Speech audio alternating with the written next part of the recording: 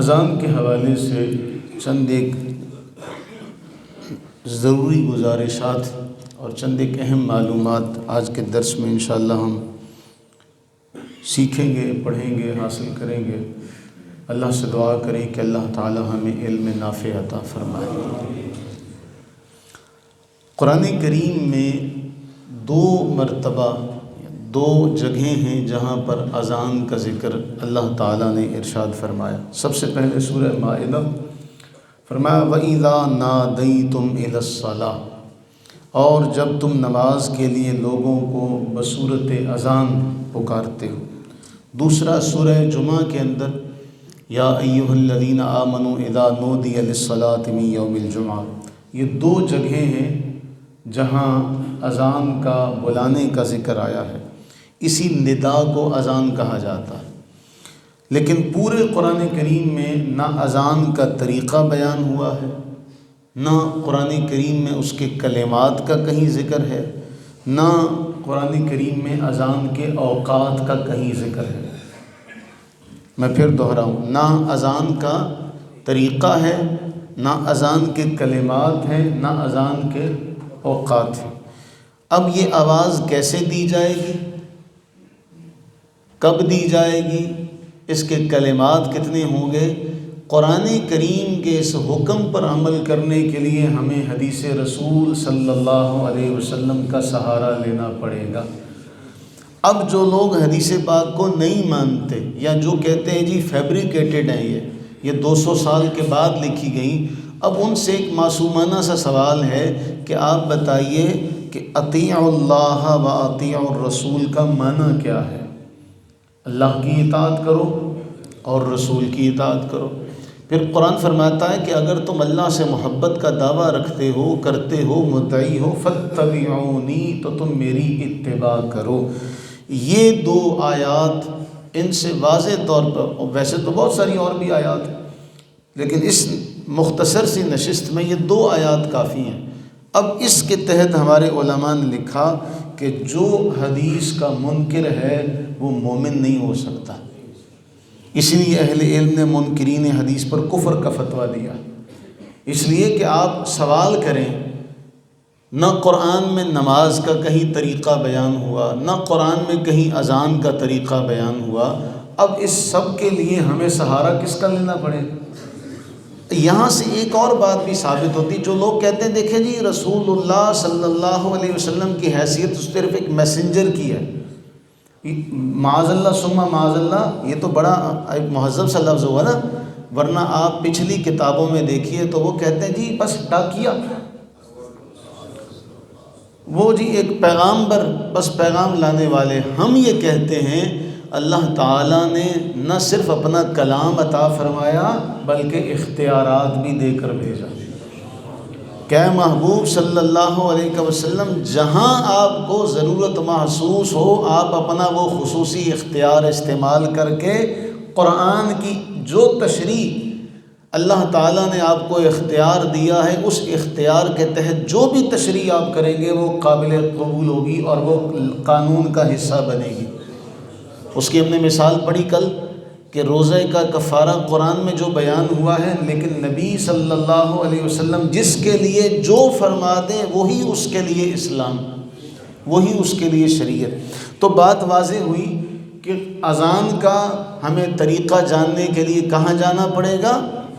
حدیث پاک کی طرف جانا پڑے گا، رسول اللہ صلی اللہ علیہ وسلم کی بارگاہ میں جانا پڑے گا۔ تو معلوم ہوا قرآن کے حکم پر عمل کرنے کے لیے حدیث پاک ضروری ہے، ورنہ قرآن کے حکم پر عمل ہے۔ اچھا، اب اگر آپ شکوک و شبہات پیدا کریں تو پھر بھئی یہ کیسے ممکن ہے کہ کچھ حدیثوں پر آپ ایمان رکھیں، کچھ کا آپ انکار کر دیں؟ افتؤمنون ببعض الکتاب وتکفرون ببعض، کہ بعض پر تمہارا ایمان ہے بعض پر تمہارا ایمان نہیں ہے، تو تمہارے پاس کیا طریقہ کار ہے، کیا تمہارے پاس اختیار ہے اس کا کہ تم کچھ حدیثوں کو مانتے ہو کچھ کو نہیں مانتے؟ تو پھر تمہاری حیثیت اس بارے میں ہم کہتے ہیں کہ ایک ریت کے ذرے کے برابر بھی نہیں ہے۔ بہرحال آگے چلتے ہیں۔ اب اذان کے کلمات کی جو تاثیر ہے اس کے حوالے سے ایک بات یاد رکھیے، کچھ لوگ بیٹھے اللہ کا ذکر کر رہے تھے، اللہ کا بیٹھ کے زبان سے اللہ کا ذکر کر رہے تھے، تو کسی دانا جو اپنے طور پہ دنیا کا دانا تھا، اس نے کہا کہ ان کلمات سے کیا فائدہ ہوتا ہے؟ زبان سے تم اللہ کرتے رہو، سبحان اللہ، الحمدللہ، کلمہ پڑھتے رہو، زبان سے پکارتے رہو، اس کا فائدہ کیا ہے؟ تو ان ذکر کرنے والوں میں کوئی صاحب بصیرت بھی تھا، اس نے کہا اوے گدھے. تو وہ جس نے اعتراض کیا تھا وہ کہنے لگا آپ نے مجھے گدھا کہا. کہنے لگے بس تیرے سوال کا جواب مل گیا کہ لفظوں کا اثر ہوتا ہے کہ نہیں ہوتا. لفظوں کا اثر ہوتا ہے کہ اگر تجھے گدھا کہنے سے اثر ہوا تو پھر یہ دیکھ کہ ہم ایمان والے جب اللہ کو دل سے پکارتے ہیں تو اس پکار میں بھی کوئی مزہ ہے، جس کو اللہ تعالیٰ ہر ایک کے نصیب میں نہیں رکھتا. بھئی دیکھیں، جس کے منہ کا ذائقہ خراب ہو وہ اچھی چیز بھی کھائے پیے تو اس کو وہ چیز بدمزہ معلوم ہوتی ہے. اب اس میں اس شے کا قصور نہیں ہے. ہم عارفین کہتے ہیں کہ موسم تو آپ کے اندر کا ہوتا ہے، ذائقہ تو آپ کے اندر کا ہوتا ہے. اگر آپ کے اندر کا ذائقہ، من کا موسم ٹھیک ہے تو باہر کا موسم بھی ٹھیک ہے. اگر من کا موسم ٹھیک نہیں ہے تو باہر کا موسم بھی ٹھیک نہیں لگے گا. تو اذان کے کلمات کی تاثیر کیا ہے؟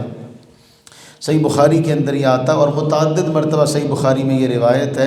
اللہ کے نبی صلی اللہ علیہ وسلم نے فرمایا، 608 نمبر ہے روایت بخاری کی، کہ جب اذان دی جاتی ہے تو جہاں جہاں تک اس کے کلمات کی آواز جاتی ہے شیطان بھاگ جاتا ہے. شیطان کیا ہوتا ہے؟ بھاگ جاتا ہے. یہ میرے کان میں نہ پڑ جائیں، یہ میرے کان میں نہ پڑ جائیں، دور بھاگ جاتا ہے. جیسے ہی اذان ختم ہوتی ہے پھر آ جاتا ہے، جب اقامت کہیں جاتی ہے تو پھر بھاگ جاتا ہے.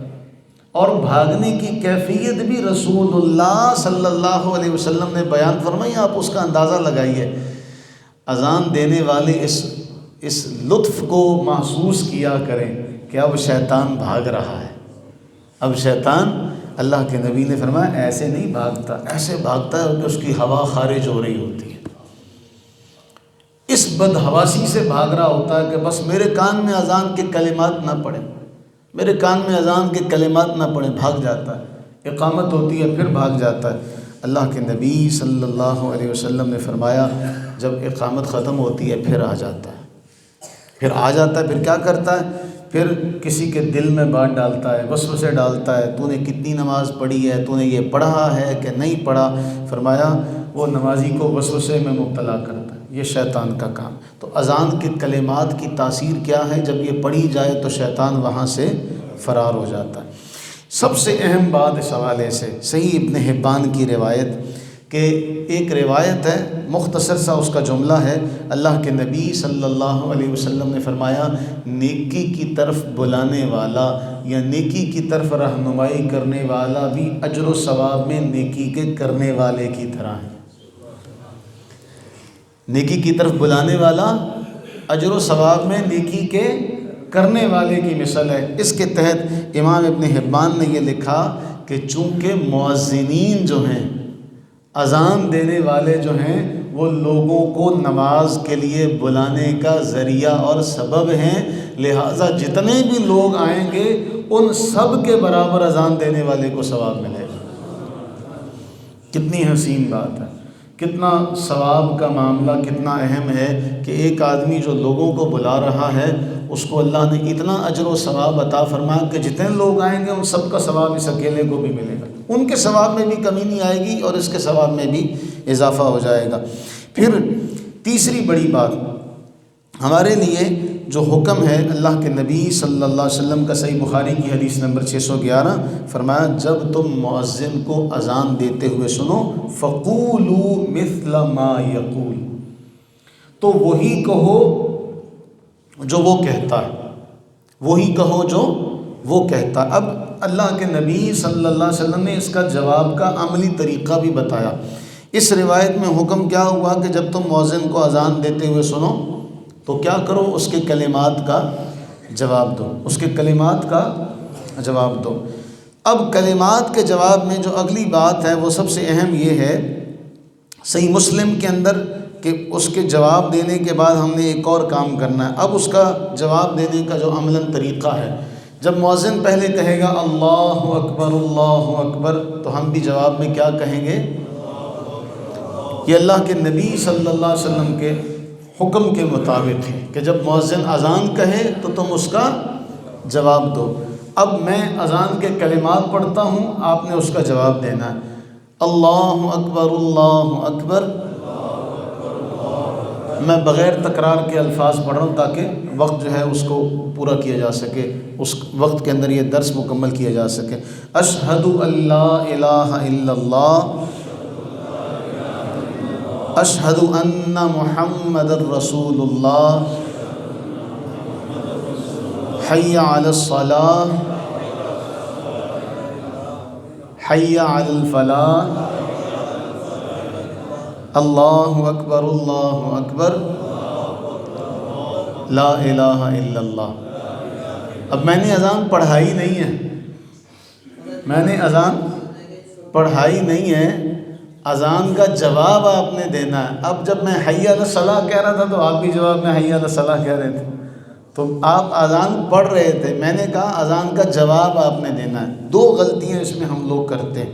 دو غلطیاں کیا کرتے ہیں؟ میں ہمیشہ اس کو کئی بار آپ لوگوں کے سامنے ذکر کر چکا ہوں، لیکن کیا کریں پتہ نہیں، شاید ہم بھول جاتے ہیں یا ہم ان چیزوں کو یاد نہیں رکھ پاتے۔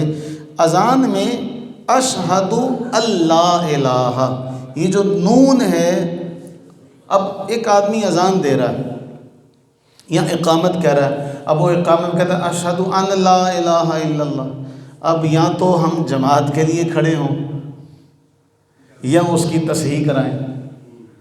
اب مسئلہ یہ ہے کہ تصحیح کرائیں تو ہو سکتا ہے وہ ناگواری کا اظہار کر لیں، ناراض ہو جائے، جی میری آپ نے لوگوں کے سامنے۔ اب معاملہ یہ ہے اگر ایک آدمی تنہا غلطی کرتا ہے تو آپ اس کو تنہائی میں سمجھائیں گے۔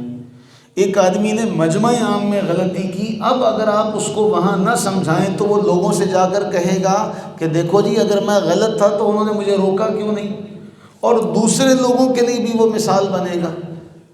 اور ہم یہاں یہ دیکھیں گے کہ اب اگر اس کو سمجھائیں تو فتنہ پیدا ہوتا ہے، کیا کریں؟ نہ جائے ماندن نہ پائے رفتن، کیا کر سکتے؟ اس لیے یہ چیزیں وہ ہیں کہ اذان دینے سے پہلے ان چیزوں کو صحیح طور پہ یاد رکھنا چاہیے۔ یہ اللہ ہے، نون سائلنٹ ہو جائے گا، ان لا نہیں پڑھا جائے گا۔ کیا پڑھا جائے گا؟ اشہد اللہ، نون پڑھا، جیسے انگریزی پڑھنے والے KNOW لکھتے ہیں تو اس کو کنو پڑھتے ہیں۔ ایک بندہ آپ کے پاس آیا کہ جی میں نے MA کیا ہوا ہے، آپ اس کو کہیں کہ جی یہ انگریزی کی عبارت پڑھو تو وہ کہے آئی کنو، تو آپ کہیں گے تو نے MA پڑھا ہوا نہیں ہے۔ ہم ایک مزے کی ایک بات بتاؤں، ہم دورہ حدیث میں تھے، ہماری کلاس میں ایک صاحب آئے، وہ کہنے لگے جی میں نے جامی پڑھائی ہے 2 بار۔ شرح جامی ہمارے درس نظامی کی بڑی اہم کتاب ہے اور سب سے اہم ترین کتب میں شمار ہوتی ہے گرامر کے اعتبار سے۔ تو استاد صاحب نے اس کو کہا کہ یہ عبارت پڑھ، تو اس نے عبارت پڑھی تو استاد صاحب فرماتے ہیں کہ تو نے واقعی پڑھائی ہے، تیرے پڑھنے سے لگتا ہے کہ تو نے پڑھائی ہے، تو کہہ رہا ہے میں نے پڑھائی ہے، مجھے تو لگتا ہے تجھے اس کی ہوا بھی نہیں لگی۔ تو اس لیے ان باتوں کو ذہن نشین کیا جائے کہ لوگ سنیں گے اور لوگ سن کے کہیں گے پتہ نہیں اس مسجد میں لوگ کیسے اذان دیتے ہیں۔ تو اشہد اللہ الہ ایک۔ دوسرا، یہ جو جملہ ہے، یہ جو لفظ آپ کو نظر آ رہا ہے، یہ عربی زبان میں یہ جو تا ہے، جب یہاں پر وقف کیا جاتا ہے تو یہ تا ہا بن جاتی ہے۔ یہ تا کیا بن جاتی ہے؟ ہا بن جاتی ہے۔ اب اس کو حی علی الصلاۃ کوئی پڑھے گا تو یہ غلط ہو جائے گا۔ کیا بنے گا؟ حی علی الصلاۃ، یہ تا کیا بن جائے گی؟ ہا بن جائے گی۔ اسی طرح قد قامت الصلاۃ، کیا بنے گا؟ وہ تا جو ہوگی وہ کیا بنے گی؟ ہا بن جائے گی۔ اب دیکھتے ہیں حی علی الصلاۃ، حی علی الصلاۃ، آگے قد قامت الصلاۃ، قد قامت الصلاۃ، پھر ہم خاموشی سے سر جھکائے آگے چلے جاتے ہیں، پھر ہونے نو کی دسیے۔ ਸਾਡੀ ਸਾਰੀ ਜ਼ਿੰਦਗੀ ਇਹ 'ਚ ਲੱਗ ਗਈ ਤੇ ਅਜੇ ਤੱਕ ਅਸੀਂ ਤਾ ਦਾ ਹਾ نہیں بنا سکے۔ کبھی تھوڑی دیر کے لیے سوچیں کہ ایک بندے نے ہمیں سمجھا کے سکھا کے کس حد تک چلا گیا ہے، لیکن معاملہ جوں کا توں ہے۔ تو یہ پھر بڑی اہم بات ہے۔ ازراہ لطف ایک بات کہتا رہوں، پھر وہی علماء مولوی نے کہنا حلق سے نکالو حلوہ، ہا پڑھو حلق سے نکالو، تو اس کی ماں کہنے لگی یہ دے حلق جو نہ کٹو میں تو پکا کے دے دینی ہے۔ تو ہمارا بھی وہی والا حال ہے، ہم کہیں تو کیا کہیں، اگر نہ کہیں تو کیا کہیں۔ تو معاملہ یہ ہوتا ہے کہ ہم وہاں پہ خاموشی اختیار کر لیتے ہیں کہ اب یہاں پہ کچھ بھی کہا نہیں جا سکتا۔ یہ ایک بات۔ پھر اس سے آگے چلیں تو صبح کی اذان کے بارے میں یہ جملہ یاد کر لیں۔ ہمارے ہاں اہل تشیع اس جملے کو نہیں پڑھتے۔ ویسے کمال ہے، اللہ تعالیٰ نے ہمیں جن ہستیوں کی محبت عطا کی ہے، قیامت کے دن ہم ان ہستیوں کے ساتھ بھی اٹھائے جائیں گے، ان ہستیوں کے ساتھ ہمارا حشر ہوگا۔ حضرت سیدنا عمر فاروق رضی اللہ تعالیٰ عنہ کے حوالے سے۔ اچھا یہاں رک کر ایک اور بات کروں۔ ایک صاحب کا ایک جملہ بڑا اہم ہے، چند ایک 4 سطروں میں انہوں نے ایک جملہ لکھا، بڑا طویل نہیں ہے، وہ مختصر سا ہے۔ انہوں نے کہا پہلے مجھے علم نہیں تھا، اب آپ کے اوپر فیصلہ آپ کے اوپر ہے کہ یہ جو جاننا یہ میرے لیے فائدہ مند ہوا کہ نقصان۔ کہتے ہیں پہلے میں نہیں جانتا تھا تو میں 20 پڑھتا تھا، پہلے میں نہیں جانتا تھا تو میں 20 رکعت پڑھتا تھا، پھر مجھے پتہ چلا کہ یہ 20 کے بجائے 8 رکعت ہیں تو میں 20 سے 8 پر آ گیا، پھر مجھے پتہ چلا یہ تو نماز کوئی ضروری نماز نہیں ہے، میں 8 سے بھی گیا۔ سوال ہے آپ کے لیے، یہ علم میرے لیے فائدہ مند ہوا یا نقصان کا سبب ہوا؟ تو وہ حضرت عمر فاروق رضی اللہ تعالیٰ عنہ پر الزام لگاتے ہیں کہ جی یہ جو کلمات کا اضافہ ہے یہ حضرت عمر نے کیا ہے۔ اگر بفرض محال، for the sake of argument, اگر یہ حضرت عمر نے بھی کیا ہو تو حضرت عمر وہ ہستی ہیں ان کے بارے اللہ کے نبی نے فرمایا جس راستے پر عمر ہو شیطان اس راستے پر نہیں ہوتا، تب بھی۔ لیکن حدیث صحیح میں، صحیح ابن خزیمہ کے اندر اور سنن دارقطنی میں، اور دونوں کی سند صحیح ہے، رسول اللہ صلی اللہ علیہ وسلم نے فرمایا کہ صبح کی اذان میں الصلاۃ خیر من النوم کا اضافہ کیا جائے۔ کس نے کیا؟ رسول اللہ صلی اللہ علیہ وسلم نے خود تعلیم ارشاد فرمائی کہ صبح کی اذان میں یہ کلمات کہے جائیں، کیا؟ الصلاۃ خیر من النوم۔ تو یہ اضافہ حضرت عمر فاروق رضی اللہ تعالیٰ عنہ نے نہیں کیا، لیکن کیا کریں، ہمارے چند لکھنے والے مورخین نے بھی حضرت عمر کے کھاتے میں ڈال دیا کہ جی یہ حضرت عمر فاروق رضی اللہ تعالیٰ عنہ نے اضافہ فرمایا تھا، بجائے اس کے کہ تحقیق کی جاتی تو احادیث صحیحہ میں صحیح ابن خزیمہ کی صحیح سند کے ساتھ اور سنن دارقطنی کی یہ روایت ہے کہ رسول اللہ صلی اللہ علیہ وسلم نے یہ ارشاد فرمایا۔ اب اس کے بعد اذان کا جواب ہم نے دیا، آگے چل کے اللہ کے نبی صلی اللہ علیہ وسلم، صحیح مسلم کی روایت نمبر 385، حضور نے فرمایا جس نے اذان کے کلمات کا جواب دیا اور اذان کے مکمل ہونے کے بعد، بلکہ اس روایت میں صرف اتنا ہی ہے، صرف اتنا ہی ہے اس روایت میں، فرمایا جو یہ کلمات دل سے کہے گا دخل الجنہ، وہ جنت میں داخل ہو گیا، ایک روایت۔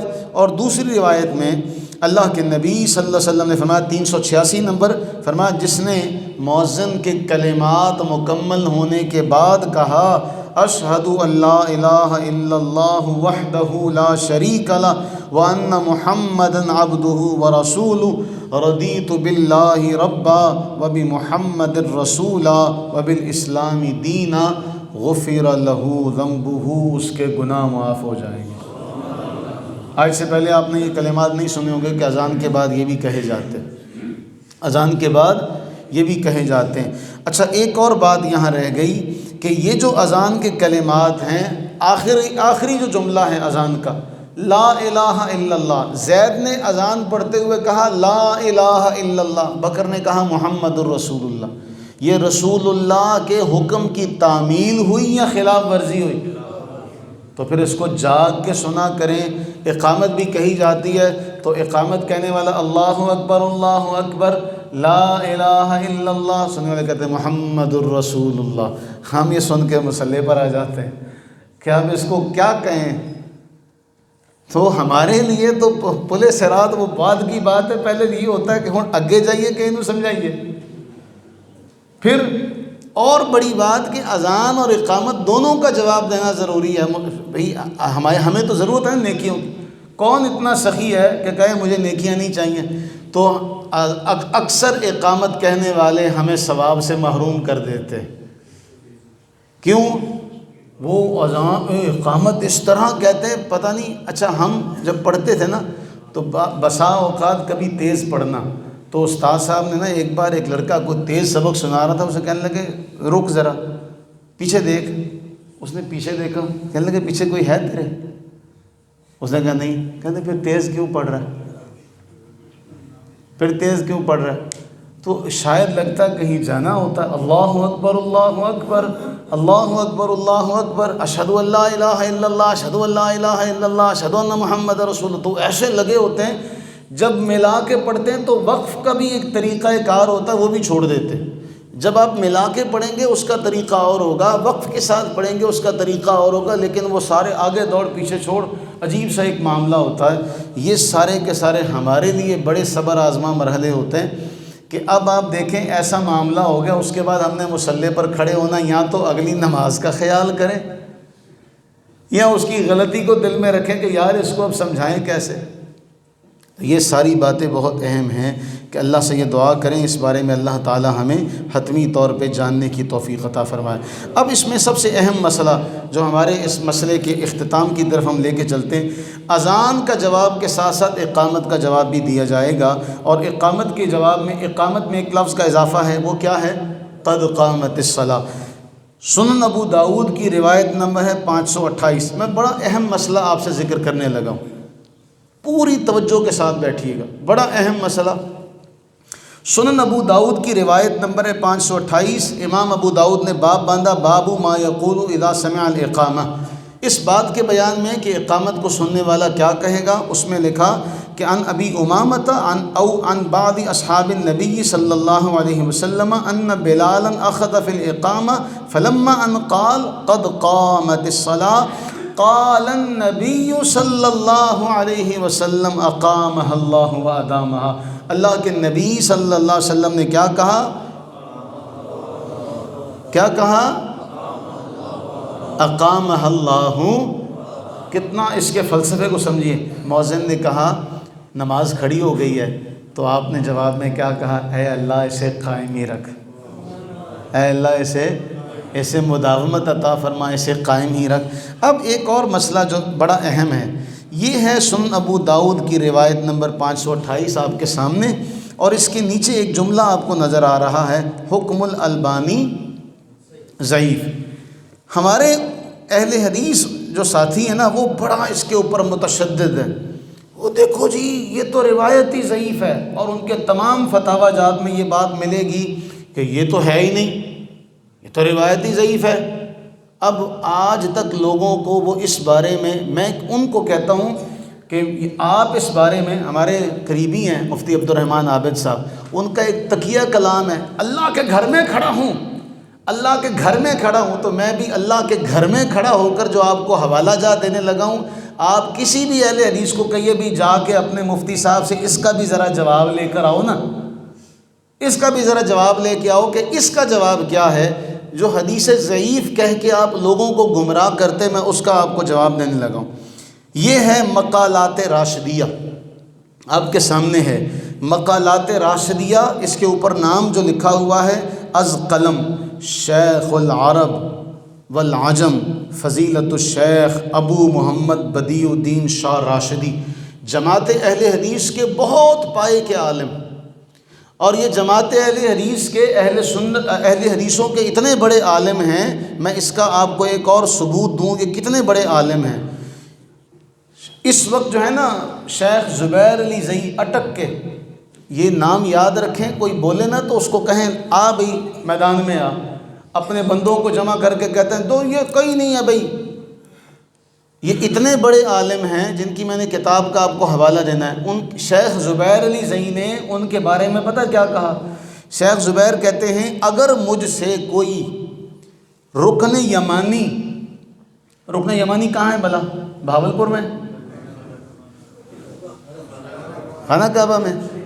رکن یمانی اور مقام ابراہیم کے درمیان کھڑا ہو کے کوئی مجھ سے پوچھے تو میں کہوں گا اللہ کی قسم میں نے شاہ بدیع الدین راشدی جیسا بڑا فقیہ عالم نہیں دیکھا. یہ اتنی بڑی گواہی آپ کو دے رہا ہوں انہی کے گھر سے. اور شیخ زبیر علی زئی رحمہ اللہ سے میری ملاقات ہوئی کئی بار. بڑے ہی مجھے تو بڑے منکسر المزاج، بڑے اخلاق والے، محبت والے، شفقت والے لگے. ان سے میں نے بہت کچھ سیکھا بھی تھا. تو شیخ زبیر علی زئی نے کہا، اور اہل حدیثوں کو آپ ان کے سامنے نام لیں تو جس طرح ہمارے سیدی اعلیٰ حضرت رحمہ اللہ کے بارے میں ہمارا ہر سنی جانتا، ہر اہل حدیث جانتا کہ حافظ زبیر علی زئی کون تھے. حافظ زبیر علی زئی نے فرمایا کہ اگر مجھے رکن یمانی اور مقام ابراہیم کے درمیان کوئی پوچھے تو میں کہوں گا واللہ ما رأیت احدا اعلم ولا افقہ من شیخ بدیع الدین. کہتے ہیں شیخ بدیع الدین سے میں نے بڑا عالم اور فقیہ نہیں دیکھا. یہ ان کا مقالات راشدیہ. اب مقالات راشدیہ کی جلد نمبر ہے 2، اس کا صفحہ نمبر ہے 348. اس پر شیخ بدیع الدین راشدی، ان کا 1996 میں انتقال ہوا تھا، اور یہ سندھ کی دھرتی پر بہت بڑے علمی خاندان کے وارث ہیں شاہ بدیع الدین راشدی. اور اس کتاب کے اوپر ارشاد الحق عصری صاحب جو اس وقت منٹگمری بازار میں جو مدرسہ ہے اس کے محتمم بھی ہیں، اس کے ناظم بھی ہیں، اس کے روح رواں بھی ہیں. شاہ بدیع الدین راشدی نے لکھا، یہ آپ کے سامنے، اس امت کے علماء اور فقہاء کا اس بات پر اتفاق اور اجماع ہے کہ فضائل اعمال میں ضعیف احادیث پر عمل کیا جائے گا. فضائل اعمال میں ضعیف احادیث پر عمل کیا جائے گا. پھر اس کے بعد اس مقالات راشدیہ کے اندر انہوں نے 17 گواہیاں دی. کتنی؟ 17 محدثین کا گواہی کے طور پہ ان کا لکھا، اور اس سے یہ ثابت کیا کہ جی ضعیف حدیث کو چھوڑا نہیں جائے گا بلکہ اس پر عمل کیا جائے گا.